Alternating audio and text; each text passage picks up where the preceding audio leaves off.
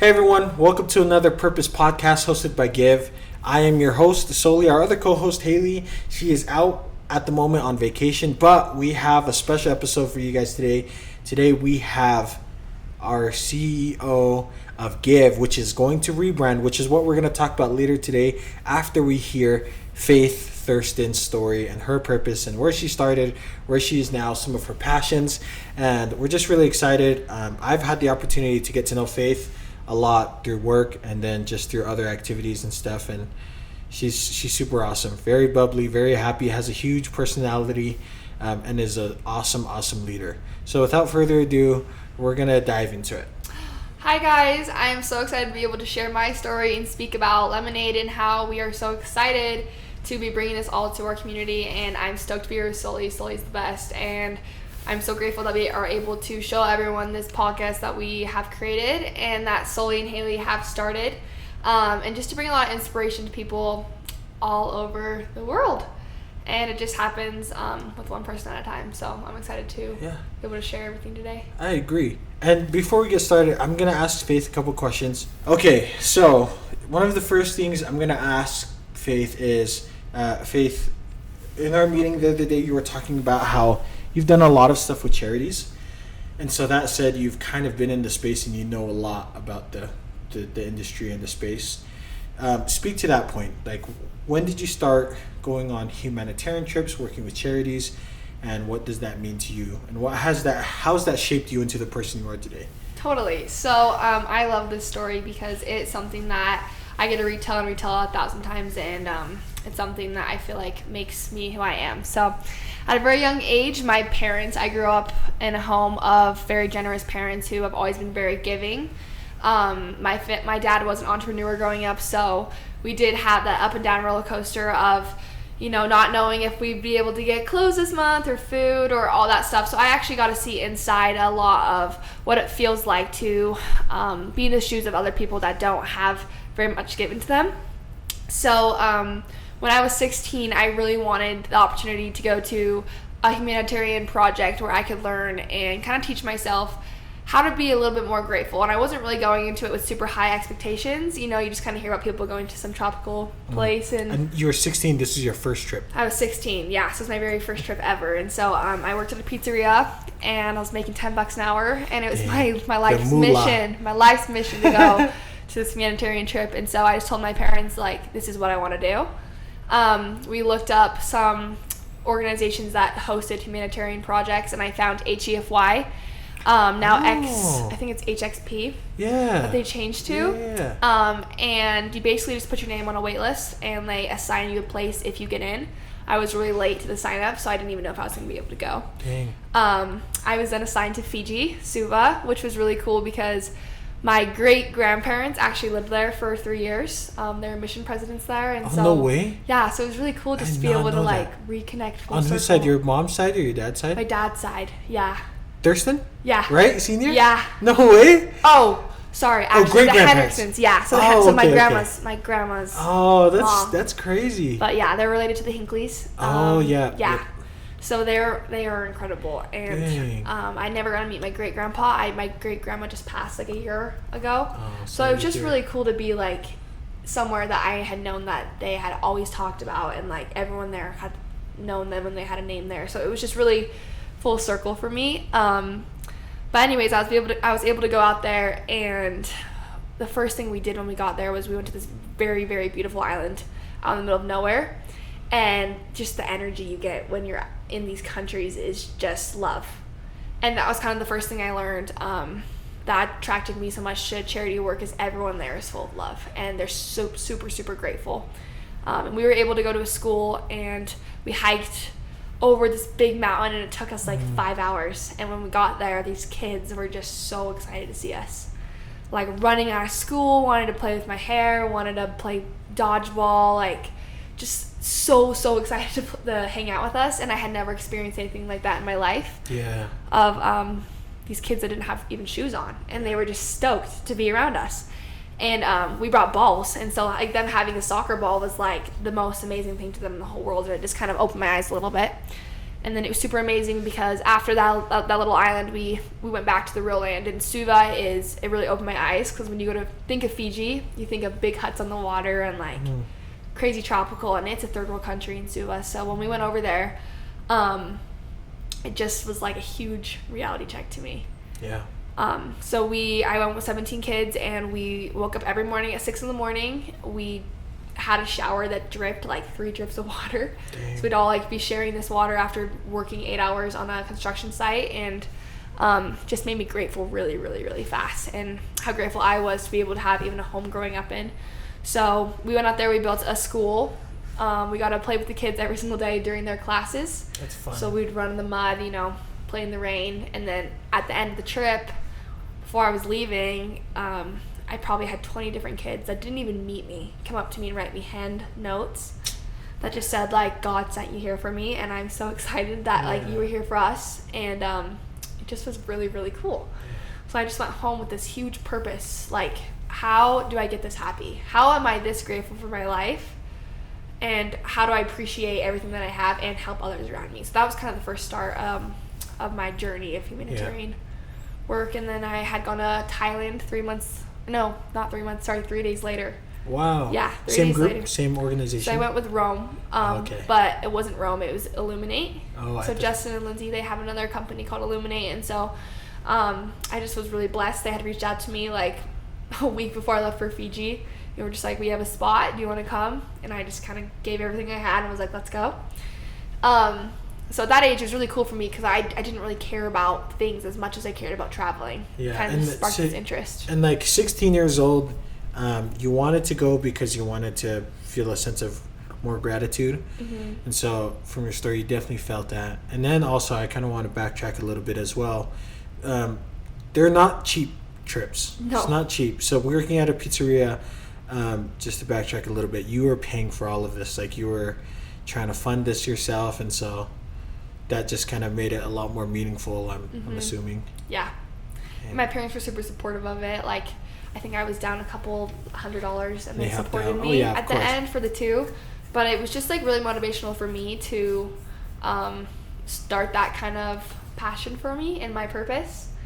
And then we got to go to Thailand, and Thailand was like a little different. It's more traveling, but we did go to a school, and we brought them candy, bags of candy, and they had never had candy before in their life. So they ate all this candy. They're like gobbling it up, and then it was kind of funny, kind of sad. But these kids started like getting really sick because they had never had sugar. Oh yeah. So they're eating as much as they can, bags of it. And so it was cool for me too, because I just was like, whoa, like, you go to a gas station here or a grocery store, it's everywhere. You can get a chocolate bar wherever you want, but like us bringing this to them was really cool for me, and kind of just started my journey from there. So then the next year after that, it was just kind of my goal to keep traveling and never stop. So ever since I've been 16, I've gone out of the country every single year. Dang. And so up till date, you've been to how many countries? Oh, that's a really good question. I've been to almost every continent. Wow. Yeah. So I've been to Africa, I've been to Thailand, Fiji twice. I've been to Fiji, Europe, Bahamas, like anywhere you can think of, Costa Rica, yeah. So I've since then, that was my first time getting a passport too, to go to Fiji. So it's just really, I was super, super blessed. It kind of changed my life a little. Dang. Being able to go. So the minute I got back, I just started to do charity fundraising things, and I really just wanted to be a part of however I could help. John Renard, who lives, I worked at an office, and he came in and introduced himself, and I just was like, I want to be just like you. Like, how do I do what you're doing? You know, show me the ropes. And I was 17 at the time. I was a junior in high school. He's like, well, actually, there's this little boy, and I would love to show you guys pictures of it and post it somewhere. But there's this little boy. It was the craziest thing I've ever seen in my life. He had bugs that were eating his brain in Africa. So his whole back of his head was just gone. And you could physically see, like, inside of his brain. And it was crazy to me. He was probably 5 years old. He was a little baby, and he was going to die. So John just was like, we need $10,000 for this little boy to save his life. And I was like, done. Like, how do we do it? So we set up a GoFundMe, and I got a bunch of pictures, and myself and John. So I raised $2,500 by myself when I was a junior, which was big for me because I was like begging people in my high school, and like encouraging people my age to like look at what was happening, putting on my Instagram. That's a big feat. It really is. It was awesome. It was amazing, and we ended up raising the $10,000 in 2 weeks, and we saved this little boy's life. And I got a picture from his mom like a couple weeks later of his surgery and how it went, and he's totally good. Yeah.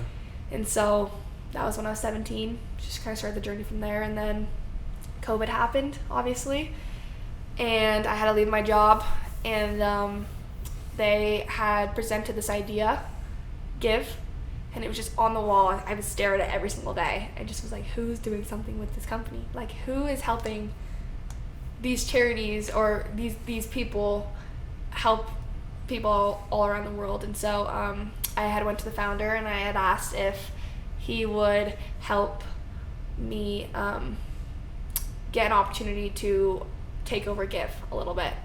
And so in 2021, once COVID kind of started dying down and everyone was able to go to work again, I went in by myself, started to talk to a bunch of charities and people I knew that had opportunities to charities, and talked to them about what they do and how they raise money. And then I kind of noticed that networking was the best way to do that. So I hired Haley, my best friend in the whole entire world, and we threw a Christmas party in December of 2021, and we called it the Giving Tree. And we had this big Christmas tree, and we basically told everyone that was invited, so we invited over 300 people, that if every donation that you brought, so if that was cash, if that was a pair of shoes, if that was a pair of clothes, and we give them a list of things, you get a raffle ticket for per item. So we raised over $20,000, and then probably $20,000 worth of stuff. So I think the middle school that we donated all those shoes to had over 200 shoes of Vans, and a bunch of sweatshirts, a bunch of coats. And the reason we did that was because a lot of schools in Utah County don't have, like, the kids in the school sometimes don't have shoes or clothes to even go to school. They're wearing the same thing every single day, which I wasn't aware of. Yeah.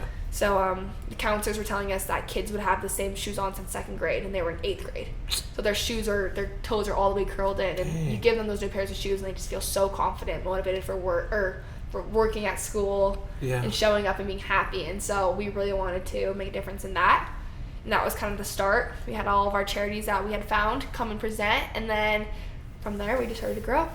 And now we have 14 people on our team, a bunch of developers and marketing people, and we have raised, last year we were able to donate $2 million to all the charities, and then we raised at an event $648,000 in November. And then this year we're trying to raise another $2 million to give to our charities that we have just recently onboarded, and give them some purpose to start their projects. That's awesome. Yeah.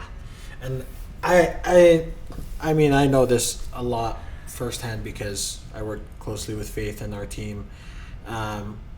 One of the things that we'll talk about now, especially with, you hear all these big numbers, but the reason why it's so different with Give now becoming Lemonaide is because of the technology that we use, blockchain technology. I'm donating with crypto. Not only is it decentralized, but it's also very, very transparent. So, I mean, I don't know. You hear stories of, you know, you're donating and you're not sure where it's going, or you hear stories of this charity has made so much in donations, but their works may not be up to par with what has been donated. So transparency on both sides, of a donor and of a charity. And so with crypto, this changes everything. And so the cool thing about seeing these huge numbers that we're trying to reach is because we want everyone to know that this is going directly to these charities. It's going directly to the projects that they have. And we've talked about it before. Some of the charities that we're supporting is Free Your Girl, similar to OUR, which we'll talk about this real quick. Sound of Freedom. If you guys haven't seen it, go see it. This is the best movie that has ever come out within the last decade, and it's not even close. This highlights the things that a lot of children are facing every single day, and it's very, very important that you see it and that you can help support the cause of OUR and Free Your Girl, which we sponsor. And so a lot of Free Girls projects, Who Lives projects, Rome Humanitarian. What's our new ones? YMCA. So we have YMCA Spark of Hope Foundation. Spark of Hope Foundation. And then Aerial Recovery. So Aerial Recovery is actually part of OUR's operations too. Them and Free Girl, they all partner together. Nice. Which is kind of cool. And it's actually interesting because if you're talking about Sound of Freedom and you go on OUR's Instagram right now, a recent operation that they post, and you can see the guys going in and arresting these bad people, we helped fund.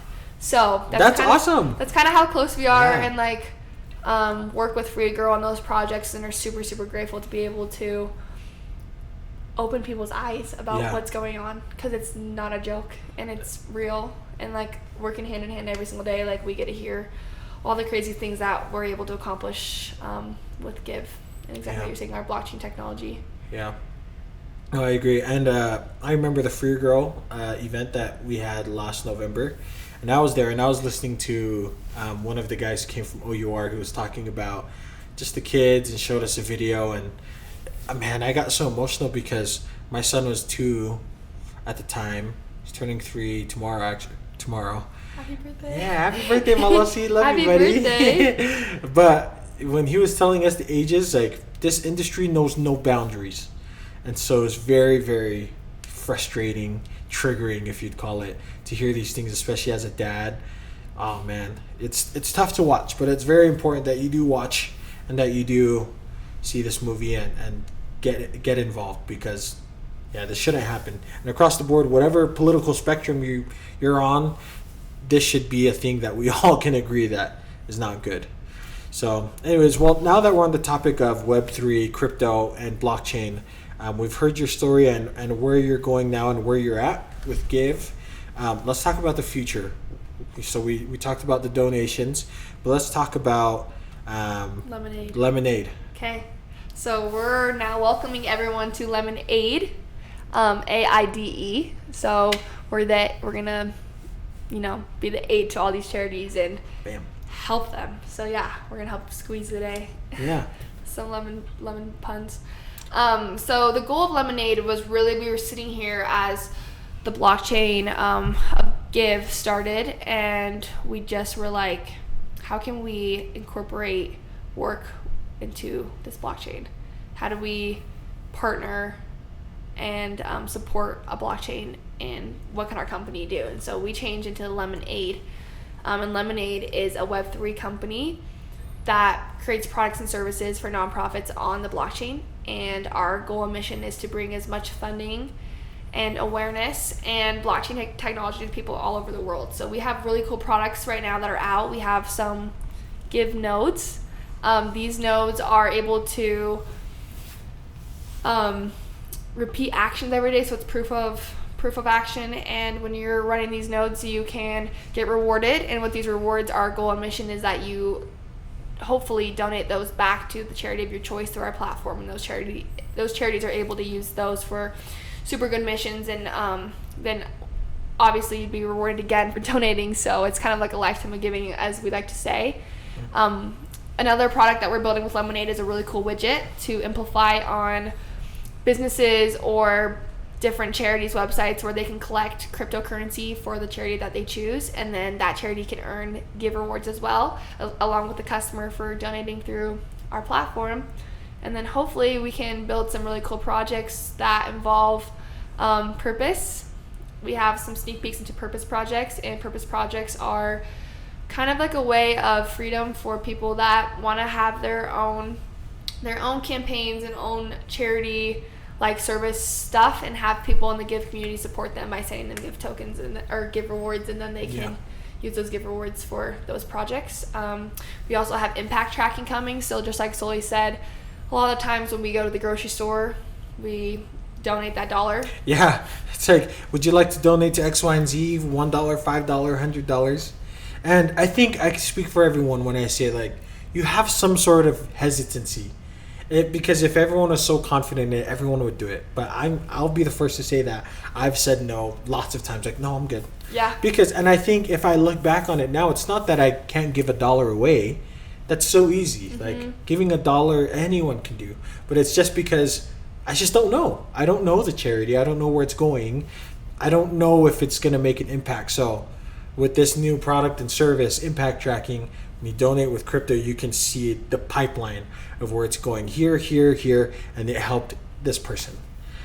And I don't know. That's just a level of trust and confidence that a lot of people lack when it comes to donating, which is why I think other companies and other organizations like GoFundMe have such a great track record, is because you see the project that it's going to. You know, X amount of money was funded for, you know, this person. And so with impact tracking, we'll be able to do the same thing, and with crypto, which is huge.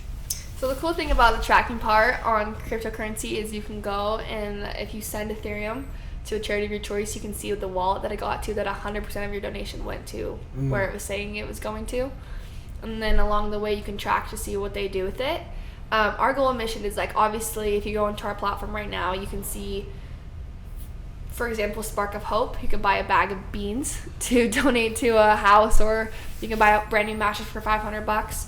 And so you know what the project's going to, but our goal and mission is to complete that project and show you the impact. So, like, you'll get a picture of the mattress of the family that you helped. Yeah. And having that history book of hopefully a ton of support that you've done for your family over the years. So in 20 years, you can show your kids, like, hey, look at all the good that we did as a family. And I just wish, like, my family has done so much over the years. It'd be so cool to know how much we've actually done and how much we've actually helped. And so that's kind of what Lemonaide's purpose is to help bring that awareness and get more donors and businesses on our platform to help that transparency in the charity space. We're not a charity, we're for profit, and so we're mostly just doing this to help change the world and show people that anything's possible. Like, even $5, you don't have to be able to donate $500, $100, $1,000. $5 makes a difference, and we want to make sure that everyone knows that through Lemonaide. Yeah. It's interesting you talk about how a little can go a long way, because it can. Brad Christensen with Spark of Hope shared a statistic that for them, if 25 people donated their meal, that the average they would spend on a fast food drive-through, to Spark of Hope Foundation, just 25 people, you could build a home in 1 year for a family in Tijuana. That's just 25 people. I can go on the street and gather 25 people within the next hour, and I'm sure I can say, hey, will you be willing to give up $12 so that you can donate to build a home? And most people would say yes. It was funny, we posted a video like that on TikTok. I mean, some people were kind of, a lot of it was trolls, but kind of getting railed. People were like, why would I starve? I was like, in my head, you guys have to know my personality is a little bit more aggressive, I guess you could say. It's kind of just like, I'm sure it was a joke, but if you look at it in a serious note, it's like, you'll be fine. Like, if you miss one meal. And especially if people don't come at me if you're like, well, what if the person messaging you really doesn't have anything? You're messaging off a $1,400 phone. I'm positive of that. Maybe $600 phone. So you can spare your McDonald's meal. Anyways, back to it. That just shows, like, there's not a lot that you have to do. There's not a lot to get involved in. I think I'd like to share, like, my experience of my first humanitarian trip. Just this year in March, we went to Dominican Republic with Rome. It was so fun. Me and my wife just registered, actually. Oh, really? For next year. Yeah. For the Dominican? Yeah. With the you're going again? Yeah, we're going. That was like life-changing. Oh my gosh. And I loved everyone. And I was talking to Lindsay. A lot of the people who went just this year, they're going to be back. And I loved them. They were so fun. As I'm sure you've noticed with some of the trips that you took, like, you get really close with the people. Totally. And so, I mean, I still have WhatsApp, and I'm still messaging some of the people there. And so I got to brush up on my Spanish. Oh, yeah. I love your hat. Yep, Braves for Dale Murphy, the man. Yeah. Love you, Dale. We actually have to have Dale on here. And I'll message him. Is this from there too? No, this is one of my friends' brand. Oh, awesome. Shout out to Dallin, wearing your merch. That's so cool. But yeah, Dominican, it was just so fun. Like, the first day we went to an orphanage, and yeah, like you said, I mean, people were so excited over a ball.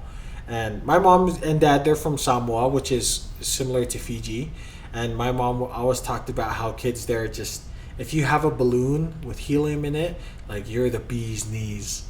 or if you have like a soccer ball, like a good soccer ball or a good football, like, man, you're like the wealthiest kid in town. And so there's a lot of things that we take for granted that was really impressed into me when I went to the Dominican Republic, seeing it firsthand, that made me appreciate life a lot more, especially seeing the kids at the orphanage and everywhere, like the same age as my son and daughter. It's eye-opening, and you want to do more. And so we're excited to go back next year and rekindle our relationships with some of the families that we met, and just to do a lot more. And we're excited to go to Africa in the next couple months as a team, because that's just going to be an amazing experience. Yeah, we're going to Africa and Nepal too. The girls are all going to Nepal to see Awesome. all the stuff that Free Girl's been doing, and then partnering with Rome. And just to speak on your note, Rome is, I've known Justin and Lindsay for a long time. Like, Best people. They're the best people ever. It's like, if you're going to go on a humanitarian trip or travel with anybody, they are the people to do it. And that's why they're so important. It's so important to me that they're on our platform, because I want every single person in the world to be able to go with them at least one time. Yeah. It's such a gift. And so I got to go to Fiji again in November. The opportunity came up, and I just was like, I haven't been there since I was 16. I have to go. You gotta go. Did you go to some of the same areas? So no, it was actually really interesting. We went to Tabiuni this time. Which is far, or a little on the other side? So you get on a plane, where you land in Nandi. So Suva's on the same island as Nandi. So you get on a plane, and then it's like a 30-minute plane ride to Tabiuni. And that was a completely different experience for me. Really? Yeah, because we were more on an island. So every day we had to take a boat to a school. And these kids, they get to school on a boat every day, like a little rowboat. They couldn't afford to get the supplies over to build a new library. So we donated, I think there was like 200 books there. Each person in our group brought 5 books.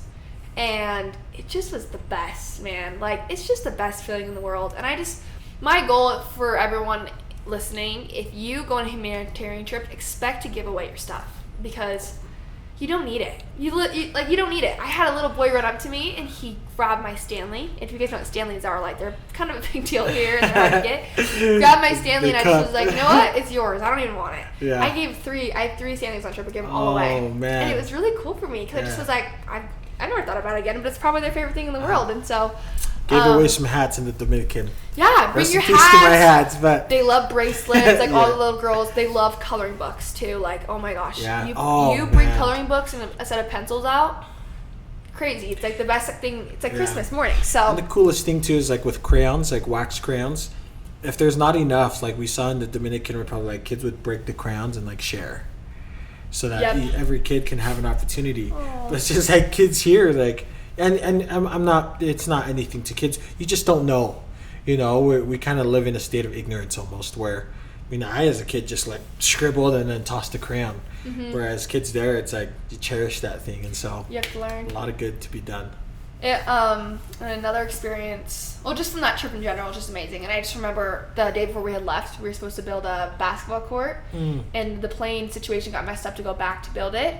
So Justin and Lindsay had reached out to our trip leaders and was like, hey, we have this money and we just kind of have a feeling that it needs to go to you guys. Like, is there something you need to do with it? And he's like, oh my gosh, our farm so they have a farm, these people that were helping us, that they feed most of that island. Oh, dang. They donate all the food, and they're like, we needed to pay for our farm this month and we couldn't. And so it's just like stuff like that, man, where you're just like, humanitarian work is just incredible, and it just teaches you so much. And one more experience I can think of is I went to Africa with them as well. And if you want to go to Africa, there's 12 more spots in October. We're going. And then also Fiji, I know it's $250 off right now for that trip. So if you're thinking of these two, but we were at a gas station and got out of the car, and it's super hot there, right? And I'm walking to a bathroom, and this little boy, not little actually, I would say teenage boy, he was my age, he was 17 at the time, and he stopped me, and he had this stick full of like bracelets and stuff, and he's like, do you want to buy anything? And the weirdest thing came over me, man. Like, I get emotional talking about it, but I had these brand new bright Converses on, and this was when I was in college. So at the same time, I was working 3 jobs. I was working at Famous Footwear, just a bunch of funny like little jobs, and I had saved up for these red Converse. Like, I loved these red Converse, and I bought them for this trip. So I'm walking to the bathroom, he stops me, and I just had this weird, strange feeling. I looked down on his feet, and he had these 2 pieces of cardboard tied to his foot. And I literally just was like, and this is like so weird. Like if you were to do this here, you'd probably make somebody like Really kind of uncomfortable. But I just was like, hey, like, you should try on my shoe. And I just like took it off. And he's like, okay. And he put it on, and it was same shoe fit like perfectly, kind of like Cinderella. Yeah. Cinderella puts her. It was crazy, and you just watch this teenage boy's face light up, and I'm like, they're yours. So I take them both off, and I'm just barefoot in the middle of this gas station, and I'm like, these are yours. His name's Eric, so I'll never forget Eric. And he just is like running and jumping around, just so excited. He just was running and jumping around and was just so excited. Yep. Hey. Hi. Yeah, sorry. So, anyways, so he was just running and jumping up and down, and then, yeah, it was just amazing. So, It's awesome. yeah, I just encourage people, if you have that opportunity of someone that says, let's go somewhere, just do it. And I'm so stoked that you're going to the Dominican again. Yeah, again, we have to. It was so fun. It's a lot of fun, and you have a lot of great experiences.